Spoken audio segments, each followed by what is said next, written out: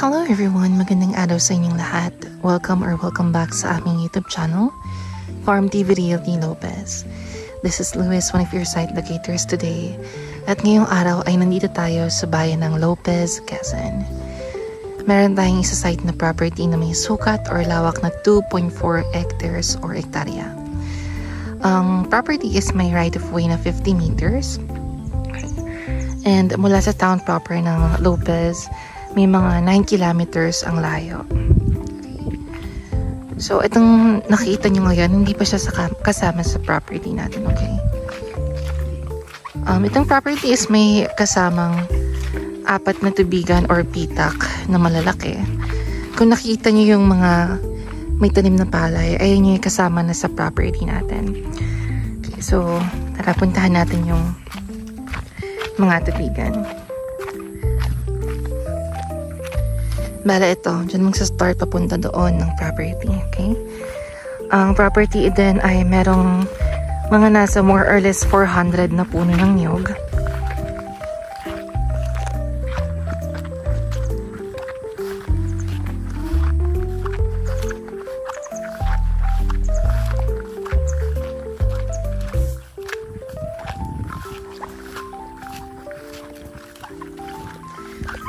So again guys, hindi pa to kasama sa property natin, okay? Yun lang may mga tanim na palay. Pinapakita ko lang ngayon yung daan papunta sa property.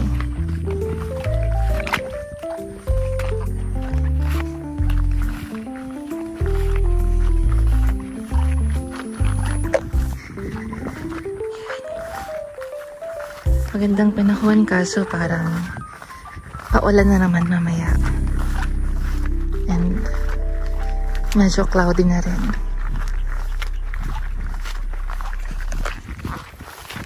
Ito yung daan natin. Bale, yung pinaka daan niya is cemented naman. Pero sobrang narrow lang din.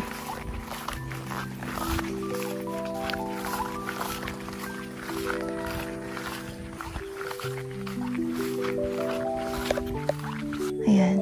So, hanggang din ba daw yung property natin? Bale, mayroon siyang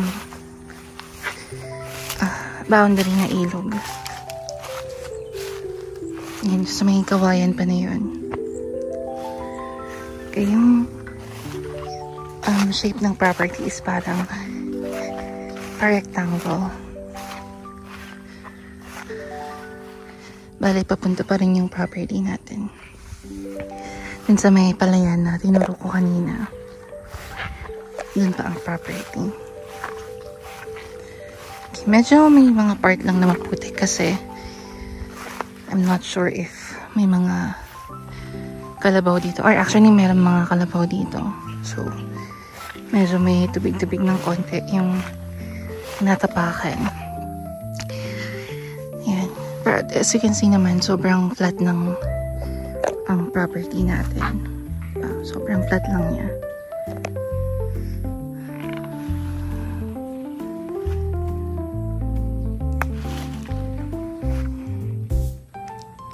Itong part na ito, hindi ito kasama. Ito lang. Ayan, itong ano lang. Part lang na ito. Ayan, sobrang flat ng property natin. Then try natin puntahan yung palayan or tubigan.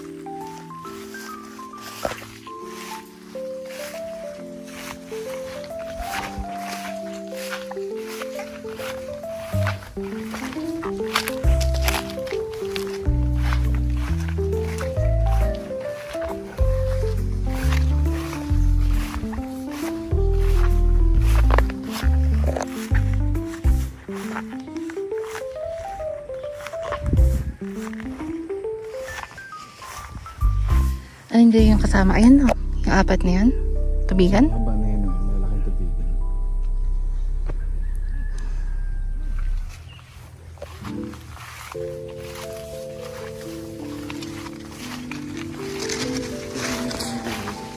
Ha?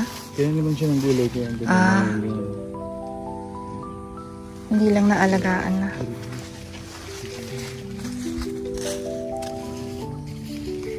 Ayan, ito yung dating taniman ng gulay. Although, pwede pa rin naman siyang gawing taniman kung malilinis lang.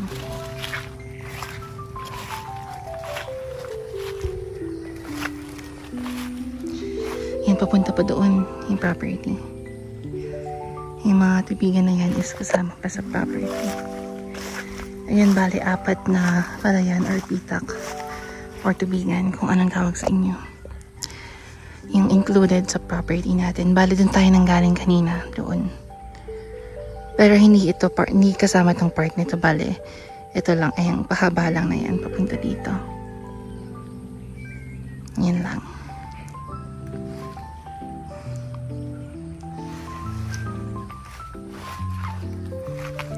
Hanggang saan to dito?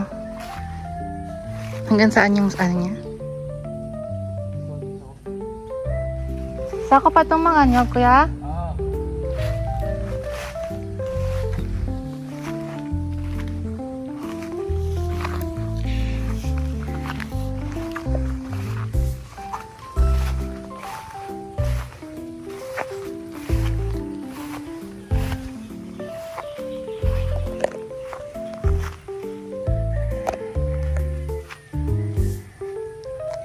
Bayang nakatumba. Flat pa rin yan sa part na yan.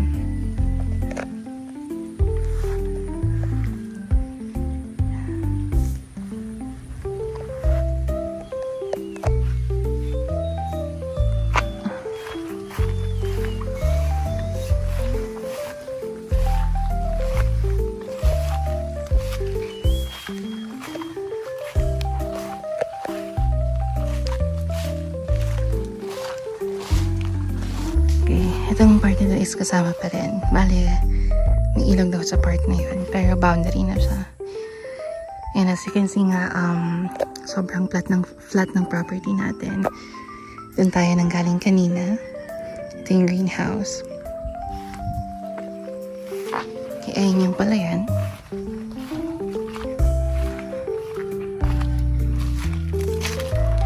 Medyo may pagkamaputik lang talaga siya. Dahil nga na maulan din kahapon.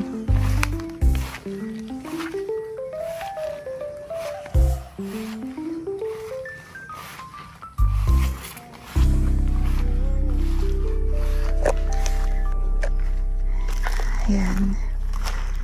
Wala rin masyadong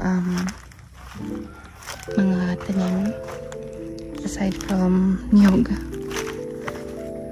Itong property, bali parang puro niyog and yung palayan nga.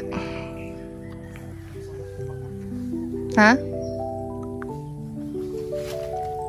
Meron daw dong basyad or pili.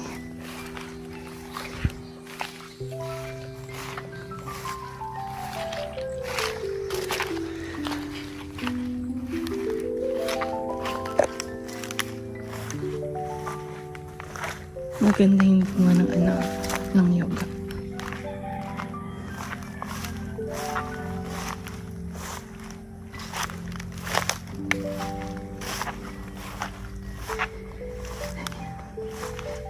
Ano mga tinanim dyan? Talong?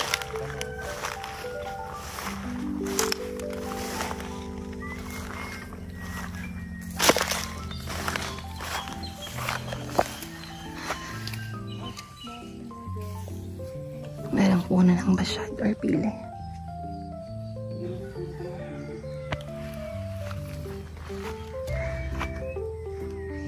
Ayun yung kasamang palayan.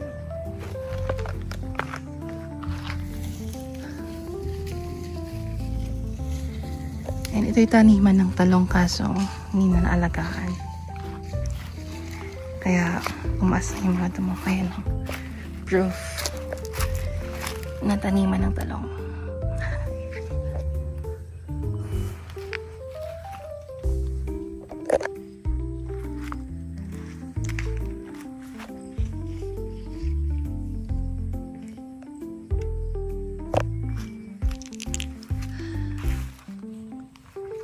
Ayan. Again, agad nun yung property. Yung 4 na titigan dyan na malalaki is included sa property natin, okay? Ito naman, if you want, pwede pa rin naman siyang gawing taniman ng talong or kahit ano sigurong gulay na gusto nyong itanim. Basta maalagaan lang na maayos.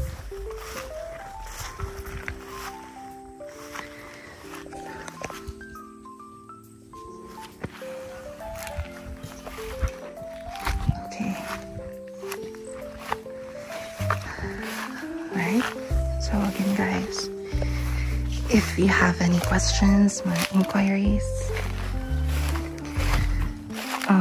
do not hesitate to message or call the numbers na nasa itaas.